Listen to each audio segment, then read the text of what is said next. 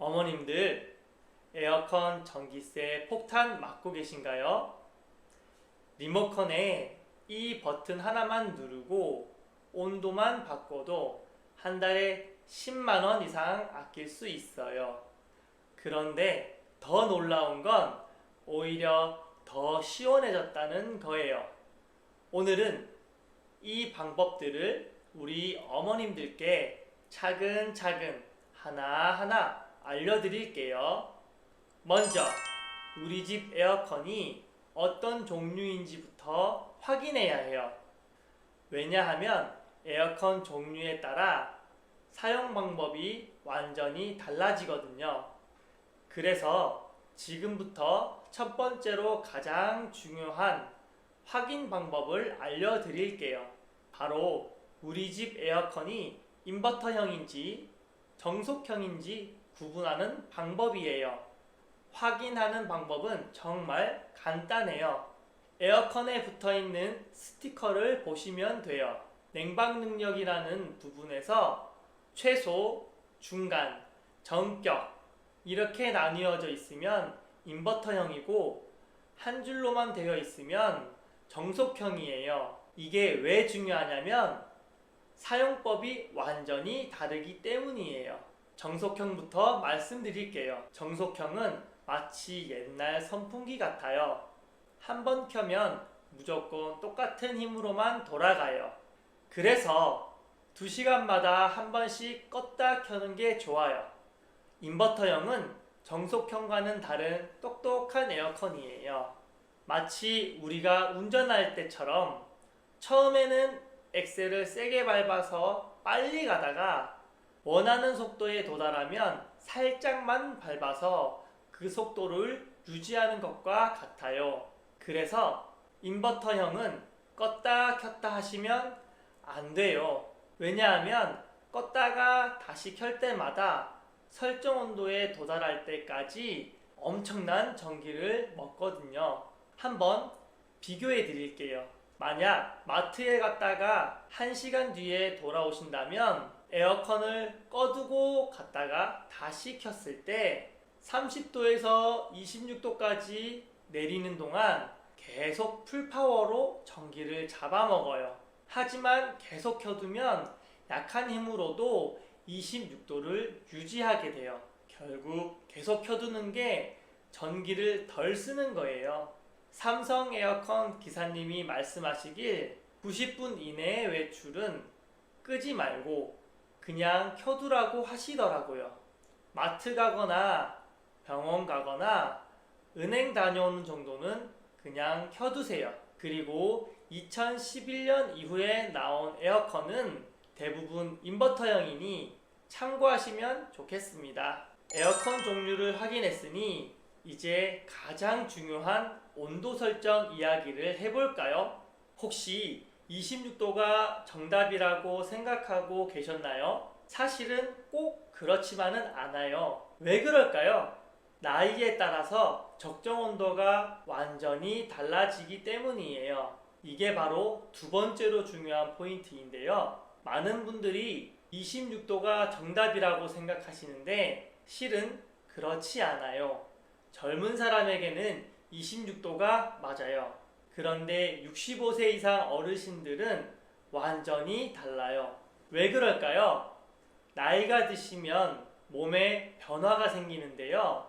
기초대사율이 낮아지고 체온 조절 능력도 달라져요. 쉽게 말하면 젊은 사람들보다 추위를 더 많이 타시게 되는 거예요. 마치 겨울에 어르신들이 내복을 더 많이 입으시는 것처럼요. 몸에서 자체적으로 만들어내는 열이 적어지니까 외부에서 많이 차갑게 하면 안 되는 거예요. 실제로 의학 연구에서도 65세 이상 어르신들은 27도에서 28도가 가장 쾌적하다고 나왔어요. 저희 장모님도 처음에는 28도면 덥지 않을까 라고 하셨는데 며칠 써보시더니 이게 더 편안하네 라고 하시더라고요. 그리고 온도를 1도만 올려도 전기세가 7에서 10%씩 줄어들어요. 26도에서 28도로 올리면 전기세가 절반 가까이 줄어들죠. 처음에는 27도부터 시작해서 하루 이틀 후에 28도로 올리시면 몸이 자연스럽게 적응해요. 며칠만 참으시면 훨씬 편안하게 느끼실 거예요. 온도 설정도 중요하지만 리모컨에 숨어있는 마법 버튼이 하나 더 있어요. 이거 모르시면 정말 아까워요. 자, 그럼 지금부터 세 번째 비법을 알려드릴게요. 바로 이 버튼이 전기세를 절반으로 줄여주는 마법 버튼이에요.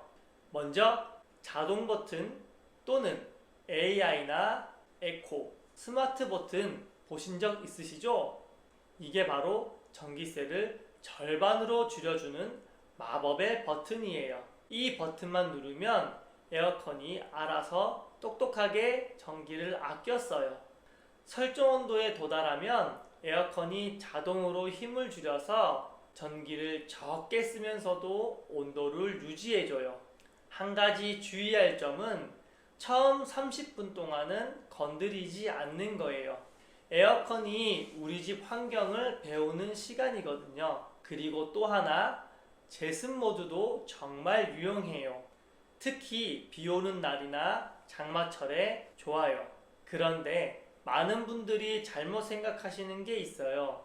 제습 모드는 바람이 약하게 나오니까 전기를 덜 먹겠지 라고 생각하시는데 실제로는 전기 사용량이 냉방 모드와 비슷해요. 그럼 제습의 진짜 장점은 무엇일까요? 바로 습도를 확 낮춰준다는 거예요. 여기서 정말 신기한 과학이 숨어 있어요. 습도가 낮아지면 우리 몸의 땀이 잘 증발하면서도 실제 온도보다 2에서 3도가량 더 시원하게 느껴져요. 비가 오거나 장마철에는 습도가 70%에서 80%까지 올라가요. 이때는 온도가 26도여도 끈적끈적하거나 불쾌하죠. 마치 찜질방에 있는 것처럼요. 그런데 제습 모드를 쓰면 습도는 40%대까지 낮춰져요. 그러면 28도여도 25도에서 26도처럼 시원하게 느껴져요. 사용법은 이렇습니다. 처음 한두 시간은 냉방 모드로 시원하게 하시면 됩니다. 그 다음에 제습 모드로 바꿔주세요. 그러면 시원함은 유지되면서 눅눅한 습기까지 없어져서 정말 쾌적해져요. 특히 비 오는 날에는 이 방법이 매우 효과적이에요. 리모컨 버튼도 중요하지만 에어컨과 선풍기를 함께 쓰는 방법도 있어요. 전기는 조금만 더 쓰는데 효과는 정말 대단해요. 그럼 이제 네 번째로 어떻게 하면 바람을 더 효과적으로 활용할 수 있는지 알려드릴게요. 먼저 에어컨 바람 방향부터 말씀드릴게요. 많은 분들이 시원한 바람을 직접 맞으려고 바람을 아래로 향하게 하시는데 이게 오히려 전기세를 더 올리게 되는 원인이 돼요. 에어컨은 바람을 맞는 기계가 아니라 공기를 돌리는 순환해주는 기계예요. 차가운 공기는 아래로 내려가고 뜨거운 공기는 위로 올라가잖아요. 그래서 바람을 위로 보내야 방 전체가 골고루 시원해지는 거예요. 리모컨에서 바람 방향 버튼을 찾아서 위쪽 화살표나 확산으로 설정해 주세요. 그리고 여기서 또 하나의 비법이 있어요. 선풍기를 함께 써보세요. 선풍기는 하루 종일 켜도 한 달에 3,000원 밖에 안 나와요. 대신 체감 온도를 2에서 3도 더 낮춰줍니다. 이때 선풍기 위치가 중요해요. 에어컨 바람이 나오는 방향과 같은 방향으로 설치하시고 역시 천장을 향해 틀어주세요. 그러면 찬 공기가 더 멀리 더 고르게 퍼지게 돼요. 저희 어머니도 발만 시원하고 머리는 덥다 라고 하시길래 바람 방향을 위로 바꾸고 선풍기까지 틀어드렸더니 온몸이 다 시원하네 라고 하시더라고요. 실내 설정도 중요하지만 밖에 있는 실외기 정말 중요해요. 실외기 관리만 잘해도 전기세가 확 줄어들어요. 그래서 5번째로 꼭 알아두셔야 할 게 있어요. 바로 실외기 관리와 햇빛 차단 방법인데요. 실외기는 뜨거운 열을 밖으로 내보내는 역할을 해요. 그런데 실외기가 더운 햇볕 아래 그대로 있으면 제 역할을 못해요. 해결 방법은 간단해요. 실외기에 차양막이나 양산을 설치해 주세요. 그리고 주변에 먼지가 쌓여 있으면 물을 뿌려서 깨끗하게 씻어 주세요. 실외기가 고장날까 걱정하지 않으셔도 돼요. 원래 비바람을 견디도록 만들어졌거든요. 깨끗한 물로 씻어주시면 오히려 성능이 좋아져요. 그리고 또 하나 중요한 게 있어요. 햇빛 차단도 정말 중요해요. 아무리 에어컨을 세게 틀어도 햇빛이 들어오면 방이 금세 뜨거워지거든요. 특히 오후 2시부터 5시까지는 햇빛이 정말 강하거든요. 이 시간에는 꼭 커튼을 쳐주세요. 저희 아버지도 에어컨을 틀어도 시원하지 않다라고 하시길래 보니까 커튼을 안 치고 계셨더라고요. 커튼만 쳐도 실내 온도가 3도나 낮아져요. 열 차단 커튼이나 암막 커튼을 쓰시면 효과가 더 좋아요. 지금까지 설정하는 방법을 알려드렸는데 에어컨 청소도 정말 중요해요. 청소만 잘해도 전기세가 확 줄어들어요. 그럼 이제 6번째로 정말 간단하지만 효과가 큰 에어컨 청소와 관리법을 알려드릴게요. 필터 청소가 왜 중요한지 아세요? 필터는 에어컨의 코의 역할을 해요. 우리가 감기에 걸려서 코가 막히면 숨을 쉬기 힘들잖아요. 에어컨도 마찬가지예요.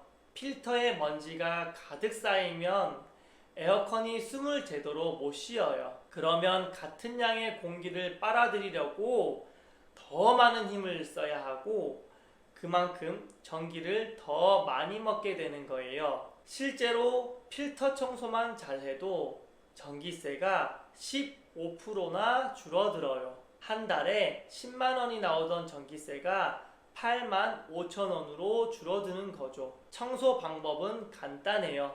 에어컨 앞 커버를 열고 필터를 빼세요. 그리고 설거지 하듯이 미지근한 물로 살살 씻어주세요. 더러우면 중성세제를 조금만 풀어서 씻어도 됩니다. 그리고 꼭 그늘에서 완전히 말리신 후에 다시 끼워주세요. 햇볕에 말리시면 필터가 변형될 수 있어요. 2주에 한 번만 해주셔도 효과가 정말 좋아요. 그리고 또 하나 중요한 관리법이 있어요. 송풍 모드도 활용하세요. 요즘 에어컨들은 똑똑해져서 전원을 끄면 자동으로 송풍 건조가 돼요. 전원을 끄면 3에서 5분간 자동으로 바람이 나와서 내부를 말려줘요. 만약 우리 집 에어컨이 구형이라서 자동 건조 기능이 없다면 에어컨을 끄기 전에 30분 정도 송풍 모드로 돌려주세요. 왜 그래야 할까요? 에어컨 안쪽을 한번 생각해 보세요. 차가운 공기를 만들다 보면 에어컨 안에 물방울이 맺히게 돼요. 마치 차가운 컵에 물방울이 맺히는 것처럼요. 이 물기가 그대로 있으면 습하기 때문에 곰팡이나 세균이 생겨요. 그래서 에어컨에서 냄새가 나거든요. 송풍 모드는 선풍기처럼 바람만 나오고 실외기는 안 돌아가니까 전기요금 걱정 안 하셔도 돼요. 1시간 동안 틀어도 몇십 원밖에 안 나와요. 그리고 송풍 모드로 사용할 때는 꼭 창문을 열어서 환기를 시켜주세요. 그래야 에어컨 안에 습한 공기가 밖으로 빠져나가고 깨끗하게 유지가 돼요. 여기까지만 해도 전기세가 정말 많이 줄어드는데 정부에서 주는 지원금도 있다는 거 알고 계셨어요? 이건 정말 놓치면 안 되는 정보인데요. 마지막으로 꼭 챙기셔야 할 정부 지원 혜택을 알려드릴게요. 에너지 바우처라고 해서 여름철 전기세를 정부에서 대신 내주는 제도가 있어요. 최대 70만 원까지 받을 수 있어요. 주민센터에 신분증만 가져가시면 3분 만에 신청이 완료됩니다. 지원 금액은 가구원 수에 따라 달라져요. 1인 가구는 29만 원, 2인 가구는 40만 원, 3인 가구는 53만 원, 4인 이상은 최대 70만 원까지 할인받을 수 있어요. 이거 신청하시고 오늘 알려드린 방법까지 쓰시면 전기세 걱정 없이 시원한 여름을 보내실 수 있을 거예요. 자, 여기까지 모든 방법을 알려드렸는데 정말 중요한 건 바로 실천하는 거예요. 어머님들, 이런 정보는 알면 평생 도움되지만 모르면 계속 손해를 보게 돼요. 오늘 알려드린 방법만 써도 한 달에 5에서 10만 원은 충분히 아끼실 수 있어요. 그리고 좋은 정보는 나만 알면 안 되겠죠? 우리 주변에 계신 어머님들 또 친구분들께도 공유해 주세요. 혹시 궁금한 점 있으시면 언제든지 댓글 남겨주세요. 오늘 말씀드린 내용 다시 한번 정리해 드릴게요. 첫 번째, 우리 집 에어컨이 인버터형인지 정속형인지 확인해 보세요. 두 번째, 65세 이상은 27도에서 28도로 설정하는 게 좋아요. 세 번째, 자동 모드와 제습 모드를 활용해 보세요. 네 번째, 바람 방향은 위로, 선풍기와 함께 사용하면 좋습니다. 다섯 번째, 실외기를 관리하고 햇빛도 차단해 주세요. 여섯 번째, 필터를 청소하고 송풍 모드로 건조하면 좋아요. 일곱 번째, 에너지 바우처를 신청하세요. 이 7가지만 기억하시면 됩니다. 올 여름은 전기세 걱정 없이 시원하게 보내세요. 그리고 혹시 이 방법을 써보시고 정말 전기세가 줄어들었다면